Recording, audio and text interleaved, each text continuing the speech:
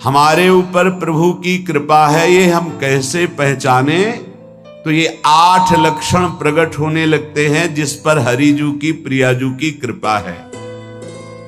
पहला, घोर अपराध करने वाले के प्रति भी दया की भावना,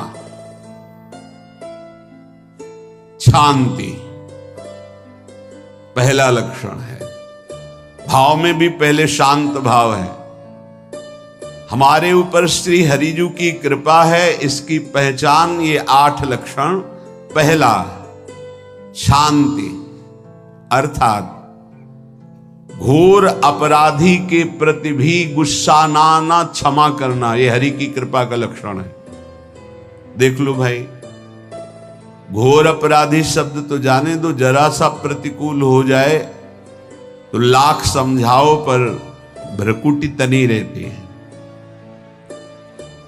भला ऐसा है? अपराधी पर भी क्षमा का भाव होना, ये हरि कृपा पात्र में ही होगा, अन्य में नहीं। तो अगर अपने हृदय में ऐसा लगे कि ऐसा नहीं है तो हरिजू से प्रार्थना करनी चाहिए कि कृपा करो मेरे में सामर्थ्य आवे। दूसरा, अनुसूया, वो किसी भी के प्रति कभी भी कोई दोष दर्शन ही नहीं करेगा। दोष कथन, दोष श्रवण की तो बात जाने दो। अनुसूया, दूसरों के गुणों में दोष ढूंढना ये नहीं होता। हरि कृपा पात्र में ये नहीं था। ये सब भजन के नाश करने वाले हैं। जैसे पहला अपराधी पर क्रोध कर देना, तो माया ने भेजा इसीलिए था कि तुम्हारे साथ व्यवहार ऐसा करे कि तुम क्रोध करो। क्रोध करोगे तुम्हारी ऊर्जा शक्ति नष्ट हो जाएगी, अध्यात्म में जो चलने की थी। और कहीं तुमने संकल्प कर लिया तो भजन शक्ति नष्ट हो जाएगी। तो अगर भजन बल है तो गया, जरूर उसको दंड मिलेगा, पक्का मिलेगा, 100% मिलेगा, लेकिन आप खाली हो गए। ना भजन करने की वृत्ति रहेगी और ना भजन रहेगा, दोनों बात। अनुसूया, किसी के सद्गुणों में दोष देखना, गुणों में दोष ढूंढना, ये हरि कृपा पात्र में नहीं होता। ये बहुत मंगलमयी बातें हैं जिससे हमारा भजन मार्ग पुष्ट होता है। तीसरा, वो बाहर से और भीतर से पवित्र रहता है, हरि कृपा पात्र। शौचाचार का ज्ञान होना चाहिए, वस्त्र आपके पवित्र होने चाहिए, ये बाहरी जल रज आदि के द्वारा बाहरी पवित्रता। और निष्कपटता, निश्चलता, सत्य भाव, ये अंदर की पवित्रता है। अगर कपट है, छल है, असत्य है तो हृदय मलिन रहता है। भीतर और बाहर से पवित्र रहना, इसमें खास बात क्या है? भीतर और बाहर से पवित्र रहने में, भीतर और बाहर से सदैव पवित्र कौन रह सकता है? तो बोले जो पुंडरीकाक्ष भगवान श्री हरि का प्रियाजू का स्मरण करता रहता है, वो शवायाभ्यंतर शुचि, वो बाह्य और अभ्यंतर दोनों से पावन रहता है। तीसरी जो कृपा का लक्षण है, अर्थात वो सदैव भगवत चिंतन परायण, शौचाचार का पालन करने वाला, बाहर और भीतर से हरि कृपा पात्र पवित्र रहता है। चौथा,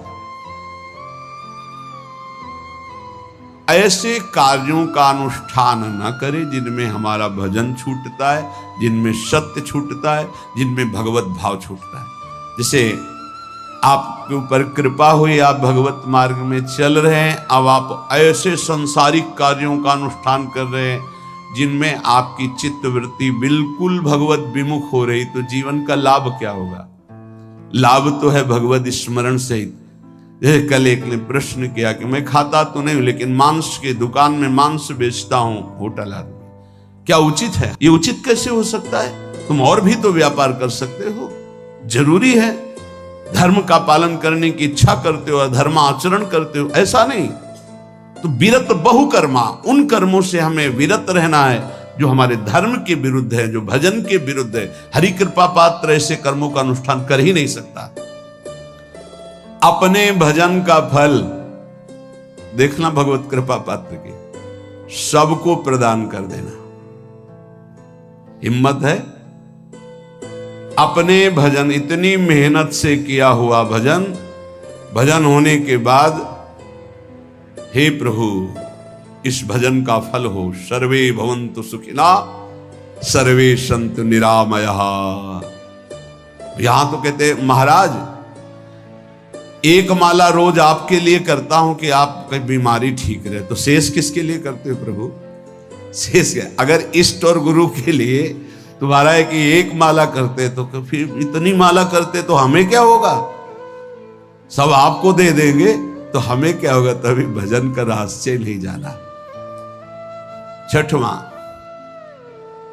अपने भजन से अपने लिए कुछ भी ना चाहना और दूसरों की तो बात जाने दो, दूसरों से कुछ ना चाहना ये तो ठीक है, अपने भजन से अपने लिए कुछ ना चाहना है हिम्मत।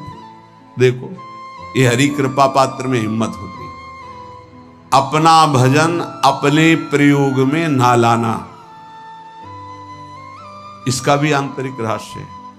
अपने प्रयोग में आप शरीर को लेकर के बोलेंगे, अगर स्वरूप को लेकर तो प्रयोग की कोई वहां जरूरत ही नहीं, स्वरूप पूर्ण काम है, वहां कोई अभाव नहीं। जब आप कोई भाव अपने लिए करेंगे तो देह भाव होगा, देह भाव से किसी विषय की मांग होगी। विषय पूर्ति भजन का फल नहीं होता, भजन का फल होता विषय निवृत्ति। बहुत जोर की बात है, कैसे समझें? अपने भजन का भी फल अपने लिए नहीं, दूसरों से कुछ चाह रखना तो बात ही जाने दो, भजन से भी कोई अन्य सुख की चाह नहीं हुई। क्या चाहिए?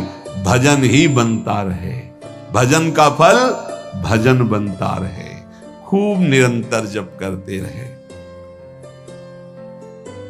सातवां, किसी भी मान सम्मान कीर्ति पद प्रतिष्ठा के मिलने पर हृदय का असंतुष्ट हो जाना,